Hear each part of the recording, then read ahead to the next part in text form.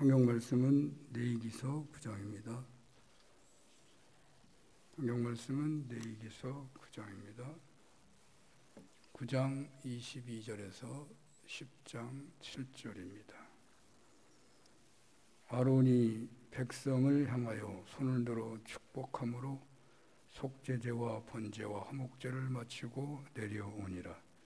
모세와 아론이 회막에 들어갔다가 나와서 백성에게 축복하며 여호와의 영광이 온 백성에게 나타나며 불이 여호와 앞에서 나와 제단 위에 번제물과 기름을 사른지라. 온 백성이 이를 보고 소리 지르며 엎드렸더라. 아론의 아들 나답과 아비후가 각기 향로를 가져다가 여호와께서 명령하시지 아니하신 다른 불을 담아 여호와 앞에 분향하였더니 불이 여호와 앞에서 나와 그들을 삼키매 그들이 여호와 앞에서 죽은지라. 모세가 아론에게 이르되 이는 여호와의 말씀이라 이르시기를 나는 나를 가까이 하는 자 중에서 내 거룩함을 나타내겠고 온 백성 앞에서 내 영광을 나타내리라 하셨느니라. 아론이 잠잠하니 모세가 아론의 삼촌 우스엘의 아들 미사엘과 엘사반을 불러 그들에게 이르되 나와 너희 형제들을 성소 앞에서 진영 밖으로 메고 나가라 하매 그들이 나와 모세가 말한 대로 그들을 옷 입은 채 진영 밖으로 메어내니 모세가 아론과 그의 아들 엘야살과 이다말에게 이르되 너희는 머리를 풀거나 옷을 찢지 말라. 그리하여 너희가 죽음을 면하고 여호와의 진노가 온 회중에게 미침을 면하게 하라. 오직 너희 형제 이스라엘 온 족속은 여호와께서 치신 불로 말미암아 슬퍼할 것이니라. 여호와의 관유가 너희에게 있은즉 너희는 회막문에 나가지 말라. 그리하면 죽음을 면하리라. 그들이 모세의 말대로 하니라. 아멘. 레위기서 9장과 또 10장 7장까지 본문으로 제사장은 어떻게 살아야 하는가 라는 제목으로 주님의 말씀을 증언하겠습니다. 하나님께서는 출애굽을 통하여 구원하신 이스라엘을 당신의 백성으로 삼으시고 아브라함에게 약속한 것처럼 모든 민족의 복이 되고 복의 통로로 세우시고자 친히 이스라엘과 언약을 맺으셨습니다.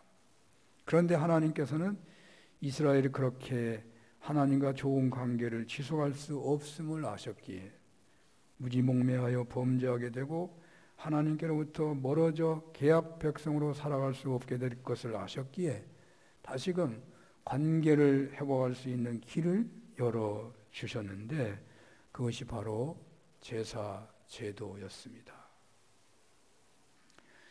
이것은 오늘날로 한다면 예수 그리스도로 인하여 구원받은 신앙인들은 이제 구원받은 백성으로서 하나님의 보호하심과 인도하심의 은총 아래 온전히 살아야 하겠기에 주의를 지키며 하나님을 예배하는 자가 되어야 한다는 말이죠.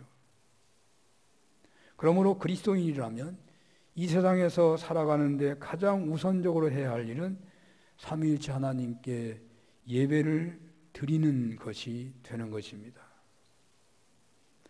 지금까지 우리는 레위기를 통하여 하나님께 어떻게 예배드려야 하는가에 대해서 살폈습니다.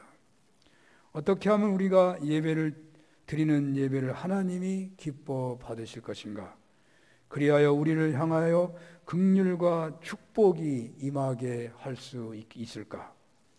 간단히 다시 한번 생각해 본다면 모든 것이 하나님의 것임을 고백하는 번제를 드려야 하고 모든 일에 하나님이 도우심이 있었음을 인정하기 때문에 드리는 감사의 소재가 있어야 하고 하나님과의 관계나 사람과의 관계에 화목이 깨져버리면 그 사람은 어떠한 정성을 다한 예배라도 망치게 되는 것이기 때문에 반드시 화목을 도모해야만 한다는 뜻에서 화목의 제사를 드려야 한다고 했고요. 또 죄를 가지고는 거룩하신 하나님 앞에 설 수 없고 그리하여 번제나 소제나 화목제가 다 허사가 되어버리기 때문에 죄가 있다면 먼저 속죄제와 속건제를 드려야 한다고 했습니다. 이렇게 제사를 드리는데 구약의 예배는 집례를 제사장들이 하도록 되어 있었습니다. 하나님께서는 제사장을 아론의 자손 중에서 뽑으셨고 그들에게 특별한 옷을 입히셔서 제사장으로 구별하셨습니다. 여기까지가 지난 시간까지 살펴본 대략적인 내용입니다. 오늘 본문은 위임식을 한 제사장이 가장 먼저 행한 일이 무엇인지를 밝혀주고 있고 또 제사장들이 그 제사장직을 하다가 충격적으로 죽게 되는 일이 벌어졌는데 그 사건을 드러내면서 그 사건을 정리하고 있는, 설명하고 있는 내용이라고 하겠습니다. 그런데 오늘 본문은 제사장 이임식 중에서 나타나는 것으로 제사장 이임식이 10장까지 간 거예요. 길게 나타난 것으로 제사장들이 하는 일이 무엇인지를 밝혀주고자 하는 내용, 그러니까 위임식이기 때문에 제사장을 뭘 해야 되느냐 하는 것에 관심이 있는 것은 아니지만 제사장이 무엇을 중시해야 하느냐, 제사장의 첫 발을 내딛고 있는 거니까 제사장은 정말 가장 중요하게 여겨야 할 것이 무엇인 것이냐라는 것을 말하고 있다고 하겠습니다. 즉 제사장 이임식에서 2명의 제사장이 즉사하는 끔찍한 사건을 보여줌으로써 제사장들이 사역을 할 때 특별히 경계해야 할 일을 밝히고 있는 것입니다. 제사장 역할을 할 때 무엇보다도 이것만은 금해야 한다라고 말씀하고 있다는 말입니다. 신약시대 주님께서 자신의 재산을 다 바치고도 한 날에 부부가 비명 행사하는 사건이 있었죠. 여러분 기억하시죠? 사도행전에 나오는 아나니아와 삽비라는 자기 재산을 팔아 주님께 바칠 때 일부를 감추고서 전부 바치는 것으로 속였다가 성령을 속인 죄로 즉사한 것으로 나옵니다. 즉 성령 강림으로 성령의 시대를 맞이하게 된 바로 그 시점에서 성령을 속이는 죄는 결코 용납될 수 없었다는 말입니다. 성령의 시대가 열리는데 성령을 속이는 사람은 결코 용납할 수 없다. 바로 제사장 이임식을 통하여 제사장들이 중심이 된 제사를 드리는 시대를 맞이하게 되는 그때에 두 제사장의 비명행사 사건은 이스라엘의 신앙 사회가 이제는 제사장 중심의 제사 시대를 맞이하기 때문에 그 제사장들이 이것만은 생명을 걸고서라도 지켜야 한다라는 의미에서 오늘 본문이 드러나고 있는 거죠. 그러므로 본문의 기록들은 제사장들에게 가장 중요하게 요구되는 말씀이 되는 것이고 새롭게 위임하는 제사장들이 가장 명심해야 하는 말씀이라고 하겠습니다. 지난 시간에 말씀을 드린 것처럼 오늘날 주님께 부름받은 신앙인은 만인 사제직에 따른다면 다 제사장들입니다. 때문에 오늘 본문은 예수님을 영접하여 그리스도의 제자가 된 우리 신앙인들이 이 세상을 살아가면서 가장 중요시해야 할 말씀이 된다는 것이에요. 오늘날 신앙인들은 무엇을 중시하고 살아야 하는지를 몰라서 그냥 그저 주어지는 대로 살아간다 하는 생각이 들어요. 아니면 자신의 가장 큰 문제, 그 문제를 붙잡고 살아가는 경우가 많은 것 같아요. 무엇을 중시하고 살아야 하는가? 신앙인은. 오늘 본문이 바로 그것을 말해주고 있다고 하겠습니다. 본문은 이임식을 마친 제사장의 첫 사역으로 축복하는 이야기를 드러내주고 있습니다. 오늘 본문 22절, 23절을 우리 함께 읽어보겠습니다. 22절, 23절 시작. 아론이 백성을 향하여 손을 들어 축복함으로 속죄제와 번제와 화목제를 바치고 내려오니라.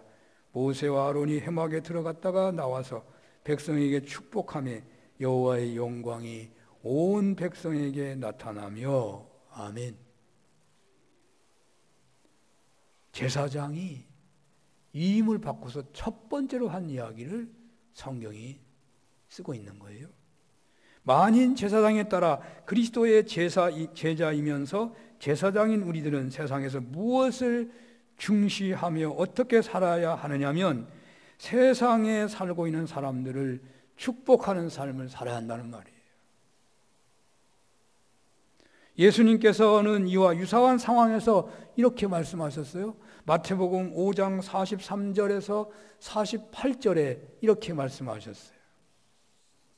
또 내 이웃을 사랑하고 내 원수를 미워하라 하였다는 것을 너희가 들었으나 나는 너희에게 이르노니 너희 원수를 사랑하며 너희를 박해하는 자를 위하여 기도하라.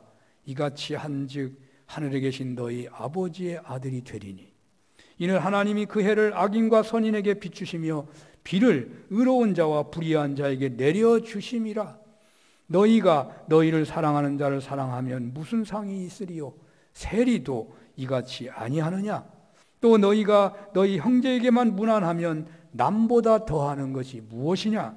이방인을 또 이같이 아니하느냐? 그러므로 하늘에 계신 너희 아버지 온전하신 것 같이 너희도 온전하라. 오늘 주님은 우리들에게 축복하는 삶을 주문하십니다.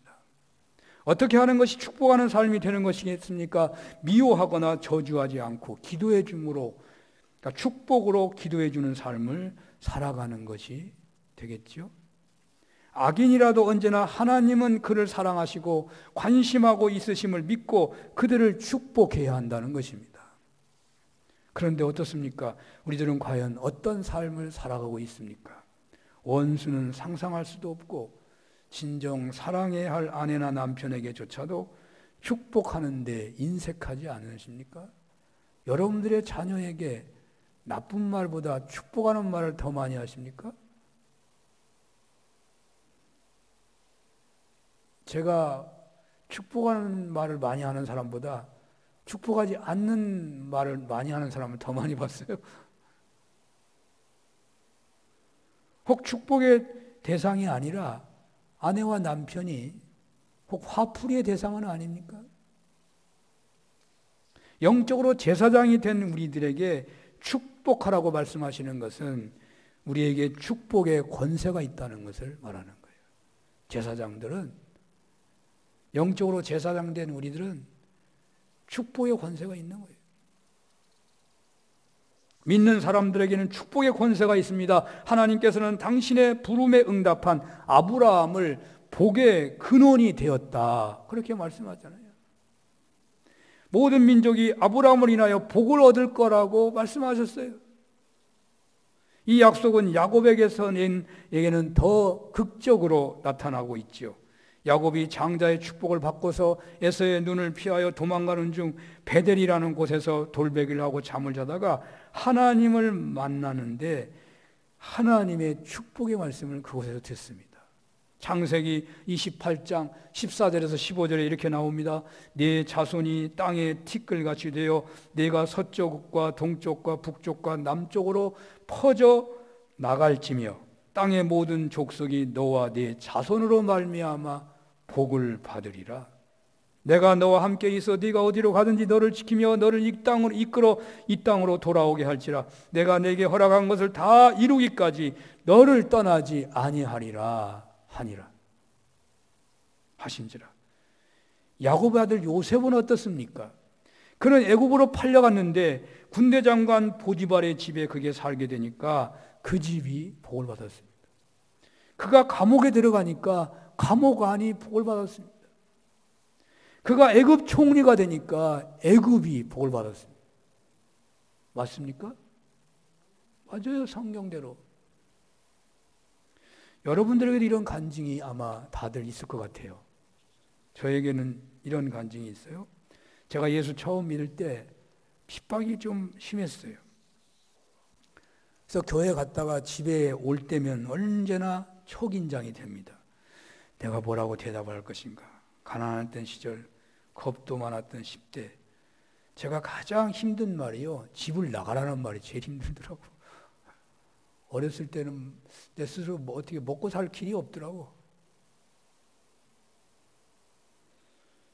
저에게 그런 말을 하면서 예수 믿을 거냐 말 거냐 하고 요구할 때 어떻게 대답해야 할지 모르겠더라고요. 바로 그런 위기 속에 살 때 저는 한 어린 학생으로부터 예언이라는 방식으로 계시를 받은 적이 있는데, 그것은 내가 핍박의 상황에서 예수 믿는 신앙생활을 잘 견뎌내면 네 가정이 살 것이고, 네가 믿음을 잃게 되면 네 가정이 다 죽는다, 망한다, 뭐 이런 거예요. 핍박은 심한데 어떻게 믿음을 지킬 거냐고요. 그러니까 핍박이 심해지고 사는 것은 더욱 나빠지고 그러더라고요. 그때가 70년대 초반경에 5.1 파동이 났는데 얼마나 살기 어려웠느냐. 시내버스도 절반밖에 못 다녔어요. 시내버스가 다 서 있어요. 기름이 없으니까. 당시 월구동에 살았던 사람들은요, 한강에서 모래를 파다가 그 모래로 부록고를 찍어가지고 먹고 살았어요. 저도 모래파로 많이 다녔어요. 숭인동에 살다가 집이 철거됐거든요. 옛날에 철거된 집도 많아요. 어떻게 숭인동이 동대문 옆인데도 철거가 되더라고. 설마 철거될 줄 알고 생각은 안 했지. 철거돼가지고 어디로 해야 될지 모르는 거예요. 그때도 예수 믿는 것 때문에 전 핍박을 당하고 있었는데. 그래서 뭐 양주군, 경기도 양주군 화도에 무슨 땅이 있다더라 해가지고 글로 내려갈까 말까 하다가 월계동에 세탁소가 하나 있었는데 그 사람도 살기가 어려우니까 자기가 쓰는 방을 내놓은 거예요. 그래서 그 방 한 칸을 얻어가지고 이사 갔어요. 그래서 시골로 내려가는 것을 피했고, 그때도 그냥 열심히 예수 믿는데 살기가 어려우니까 핍박이 더 심한 거죠. 그때 조금 더 지나갔더니 몇 달 후에 형이 다시 직장을 얻었어요. 직장을 잃었거든요. 다시 직장을 얻고. 집안의 위기가 넘어간다 하는 생각이 들더라고요. 당시 핍박을 받을 때 믿음을 지켜 갔었던 그 시절을 생각하노라면, 믿는 자가 위기 속에서 믿음을 지켜가는 것이 가정을 축복하는 거구나. 믿음을 지키고 하는 것이, 여러분이 이 세상에서 믿음대로 살아가는 게 세상을 축복하는 거예요. 핍박이 있더라도. 말로서 축복하고 환난과 핍박 속에서도 믿음을 지키는 것이 축복하는 거다, 그 말이에요. 핍박의 시대는 거의 지나간 듯 하지만 오늘날도 여전히 믿음 지키기가 쉽지 않습니다. 직접적인 핍박은 거의 사라졌지만 수많은 유혹이 도사리고 있고, 과학이나 경제 논리가, 편리주의가 신앙생활을 흔들고 있습니다. 오늘날 신앙인들의 예배 자리가 얼마나 요동치고 있는지 모릅니다. 코로나19 팬데믹으로 전 세계 신앙인들이 다 위기를 맞고 있습니다. 열쇠 좀 주세요. 자동차 키. 교회마다 재적 교인들은 줄지 않는데 출석 성도의 수가 줄고 있습니다. 성도는 많이 줄지 않는 것 같은데 예배드리는 사람은 크게 줄고 있습니다. 예배의 자리를 비운다는 것이죠. 한 번, 두 번 비워도 아무 일도 일어나지 않는다고 생각하겠죠. 물론 우리는 기복적인 신앙인은 아닙니다. 그러나 성경에 주어진 말씀으로 멀어질 때 우리는 주님으로부터 멀어지고 있다는 것을 기억해야 합니다. 환난과 핍박 속에서도 눈꽃 뜰 새 없이 바쁜 일상 속에서도 성도는 신앙을 지켜야 합니다. 그래야 세상을 축복하는 삶을 사는 거예요. 믿음을 지켜야 축복할 거 아니에요. 믿음을 지키는 게 세상을 축복하는 거예요. 믿음이 있어야 축복할 거 아니에요. 그래야 복의 근원이 될 수 있는 것입니다. 이런 은혜가 있으시기를 축원합니다. 제사장이 해야 할 가장 첫 번째가 뭐냐? 축복하는 삶을 살으라는 거예요. 축복하는 삶.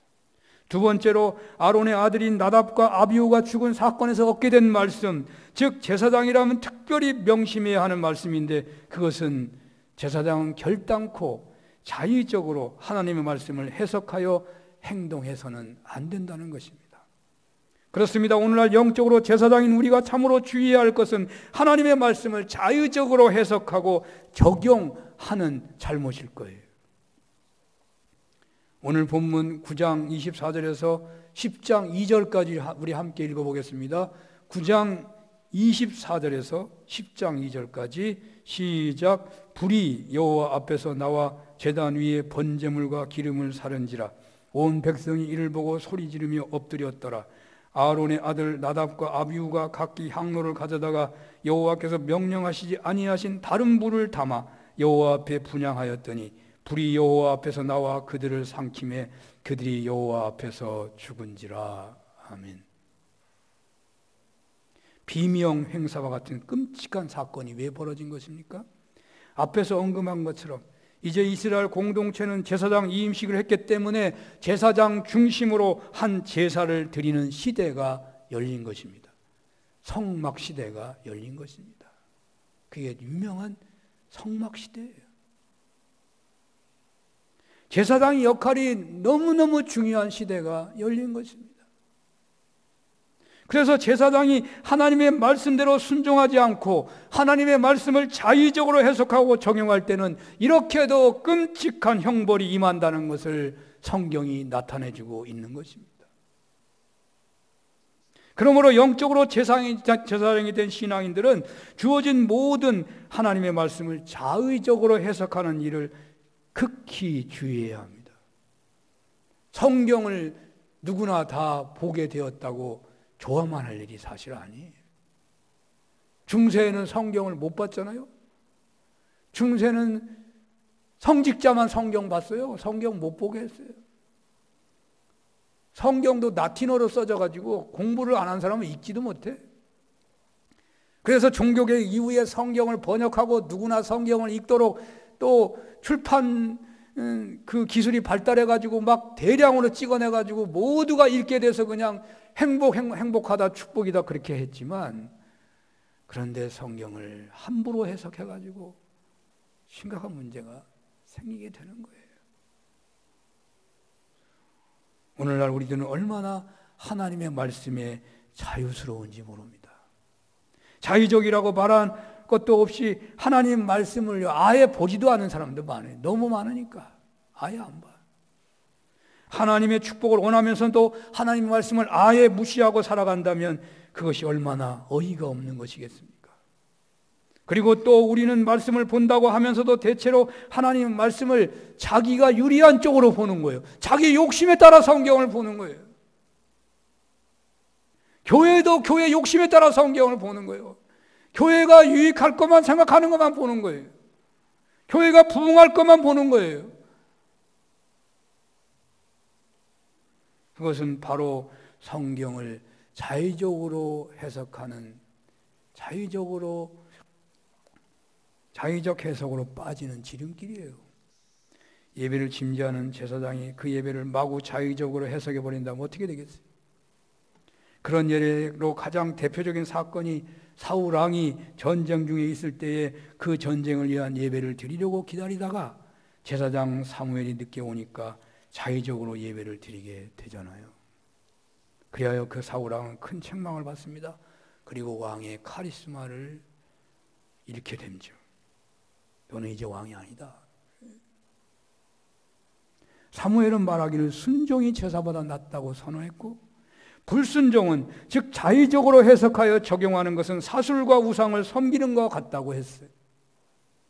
나답과 아비후는 대제사장 아론만 들어가는 성소에 들어가려고 했어요.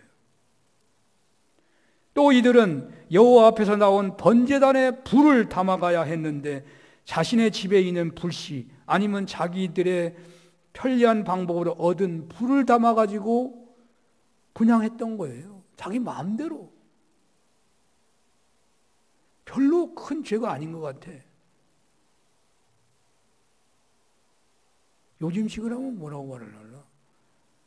교회 성찬 뭐 그런 예는 없지만 지금은 그런 시대가 아니니까 성찬기가 있는데 잠깐 모르고 그냥 집에 있는 밥상에 있는 더 좋은 게 있어가지고 금그릇 같은 게 있어서 가져서 썼다. 그래서 그러면 직사했다 뭐 이런 거예요. 요즘은 그런 시대가 아니지만 말이죠.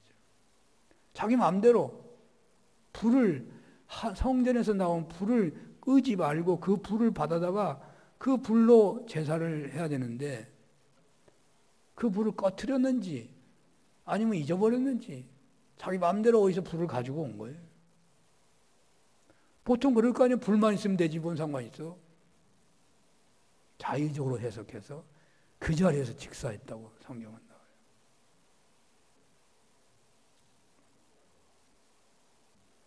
오늘날 나답과 아비후와 같이 바로 즉시 심판을 받지 않는다고 맘대로 성경을 해석하고 적용한다면 큰일이에요. 제사장들은 즉각 죽게 하신 하나님께서 당신의 말씀을 자의적으로 해석하고 적용하는 성도들을 어떻게 대하시겠습니까? 가장 큰 예로 든다면 오늘날 이단의 괴수들이 바로 그들이에요. 여러분, 이단의 괴수들이 어떻게 되는지 아시죠? 이단의 괴수들이 성경을 자의적으로 해석해가지고 그런 꼴을 당하고 있는 거예요.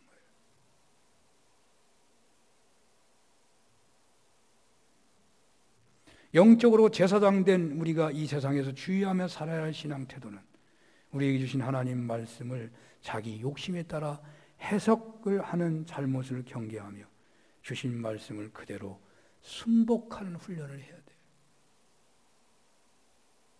오늘날 한국의 개신교의 숫자가 130개라고 그래요.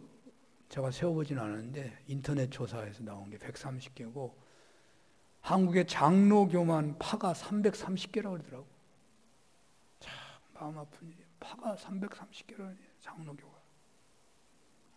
왜 이렇게 파가 많은가요? 성경을 자의적으로 해석하는 것이 가장 큰 이유가 아닐까 해집니다. 교회가 성장하다가 교회 안에 분파가 생기면 그 문제를 말씀의 순종함으로 해결하기보다는 극렬하게 분쟁하다가 성경을 자의적으로 해석하여 갈라지는 것이 하나님의 뜻이라고 하고는 다른 교파로 가거나 교파를 만들어버리거나 한다니까요.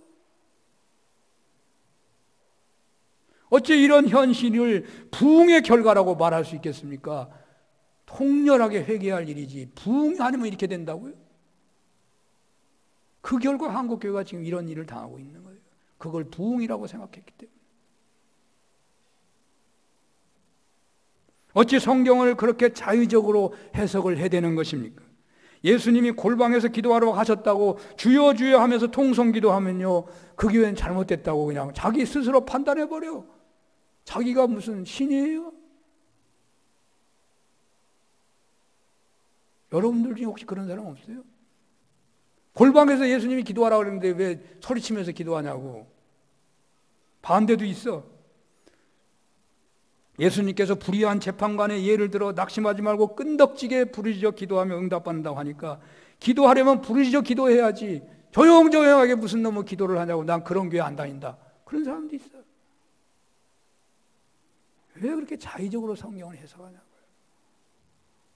그 성경을 전문가에게 도움을 받아야지. 잘 모르면 이상하네요. 그래? 이상하네요. 어찌 큰 교회는 음향시설이 잘 돼가지고 새로운 찬양단을 세워서 경배와 찬양을 잘하는데 어떤 교회는 고리타분하게 옛날 찬송만 고집한다고 그런 교회에 적응하지 못한다는 사람도 많더라고. 예배는 하나님만을 즐거워하는 것이 아니에요. 감사만 있는 것이 아니에요. 번제, 소제, 화목제, 속제제, 속건제가 있어야 하는 것입니다. 뜨거울 수도 있고 조용할 수도 있고 눈물바다가 될 수도 있는 것입니다. 이 점에서 우리 교회는 젊은이들이 선호하는 찬양에 부족함이 있음을 우리가 알고 이 부분은 노력도 해야 되겠지만 교회가 시류를 따라가는 것이 아니라 교회가 제대로 된 교회론과 목회 철학에 따라 운영되어야 하는 거예요. 말씀을 자의적으로 해석하는 것 참으로 조심해야 하고 경계할 것임을 기억해야 하겠습니다. 한국교회 선교의 최대의 장애 중에 하나는 교파 분열이고 결국 자의적 성경 해석 때문이라고 해야 할 것입니다.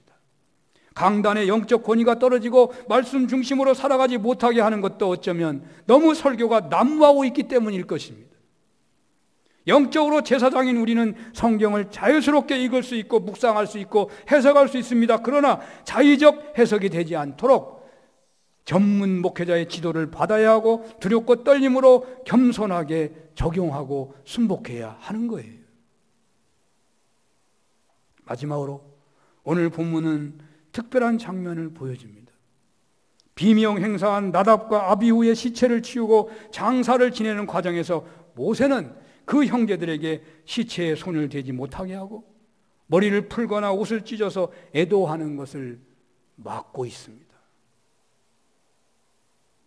이것은 모세가 아론과 그의 남은 두 아들에게 슬픔을 아예 드러내지도 못하게 한 것이기보다는 그리 제사장으로서 머리에 쓴 관을 벗거나 세마포 옷을 찢는 것은 곧 그 제사장직의 포기를 의미하는 것이기에 모세는 아론과 그 남은 두 아들들에게 사사로운 정보다는 어떤 상처보다는 감정보다는 제사장이라는 직분의 수행이 더 중요하다는 것을 가르치고 있는 것입니다. 영적으로 제사장이 된 그리스도의 제자된 성도는 자기 감정대로 막 살아가는 신앙이냐 아니에요. 못된 소가 일은 잘한다고 그런 사람도 말을 하더라고요. 마음대로 신앙생활하는 거 아니에요, 본래가. 본문에 나온 제사장들은 전 이스라엘을 위하여 그에게 맡겨진 제사장장을 감당하기 위하여 슬픔을 참고 감정을 억제하고 있는 것을 드러내고 있습니다.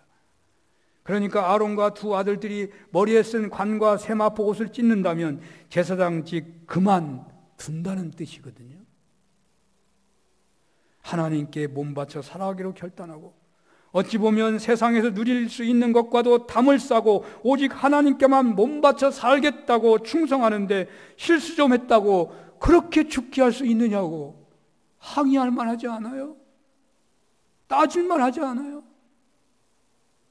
그런 제사장직 나 못하겠어 던져버리고 싶지 않겠어요? 그런 자세를 보이자 모세가 만류하고 있는 것을 상상할 수 있어요. 모세가 만류하고 있는 거예요. 영적 제사장으로서의 최고의 사명은 불신의 세상에 거하고 있는 분들을 축복하고 하나님의 백성을 또한 축복하고 그 불신의 세상의 사람들을 주님의 품으로 인도하는 거 아니에요? 그 직분의 사명을 감당하기 위해서는 때때로 가장 기본적이고 본능적인 것까지도 포기할 수 있어야 한다는 것이죠. 사도 바울은 오직 복음이 전해지는 것을 위하여 자신의 가진 모든 권리를 포기했고 과거에 귀하게 여겼던 것을 분토처럼 버렸다고 했어요. 본문은 가오가리만큼 인간적인 슬픔만도 표현하지 못하겠다는 생각이 들 수도 있겠지만 복음이 전해져야 하는 순간에는 가령 재산 문제로 다툼이 되고 있을 때에 가족 중에 복음이 전해져야 한다면 그 순간에 감정적인 표현을 많이 억제되어야 하는 것처럼 우리의 신앙생활의 태도가 인간적인 판단으로만 가득되어 있다면 돌이켜야 한다는 거죠. 예수 믿는 거하고 세상 사람들 살아가는 거하고 똑같아도 된다고 생각하지 말라는 거예요. 안식일이 사람을 위하여 있고 이웃을 사랑해야 하기에 우리의 신앙 목표가 사람을 위한 것이긴 하지만 생명을 살려야 하는 경우에는 영혼을 살리는 직분을 감당하기 위해서는 인간적인 것을 상식적인 것을 넘어서는 감정의 억제가 필요하다는 말이에요.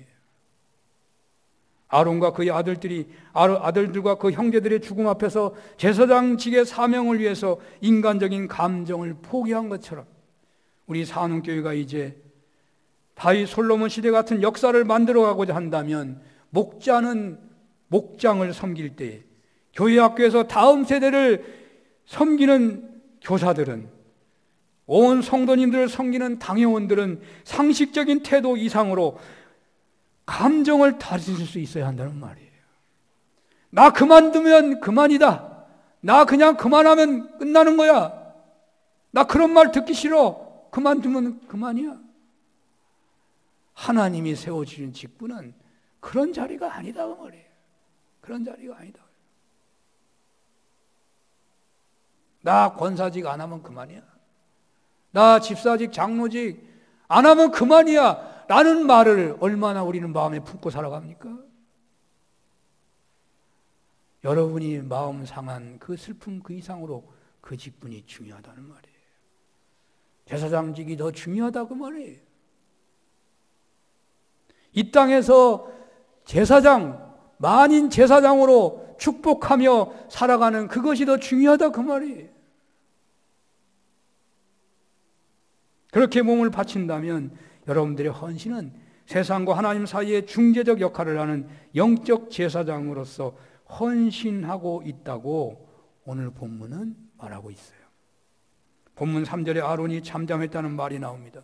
모세가 여호와께서는 당신의 거룩하심이 경하게 취급당하는 것을 허용치 않으신다는 점을 항상 염두에 두어야 한다고 언급했고, 아론은 극한 감정을 억제하고 잠잠했다고 성경은 쓰고 있습니다. 여기 잠잠했다는 히브리어 이돔은 침묵하다는 따맘에서 온 말이라고 하는데요, 히브리어의 여러 침묵을 말하는 단어 중에 가장 강한 표현이 이 이돔입니다. 즉 어떤 소리도 자기 두 입술에서 나가는 것을 허락하지 않았다는 말이에요. 아무 말도 하지 않았다는 말이에요. 표현력이 강한 중동인들에게 이러한 표현은 매우 강력하고 의지적인 침묵을 보여주고 있는 것입니다.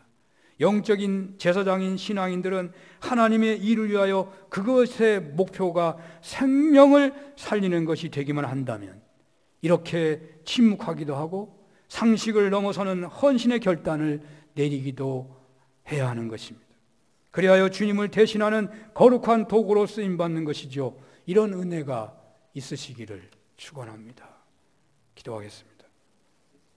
십자가에서 주님과 함께 죽고 부활의 첫 열매되는 은혜 아래서 부활 소망 아래 사는 저희들, 축복하는 삶을 살게 하시고 복이 되고 복의 통로가 되는 영적 제사장직, 어떤 경우에도 포기하지 않고 헌신하며 살아가는 저희들 되게 하여 주시옵소서. 예수님 이름으로 기도합니다.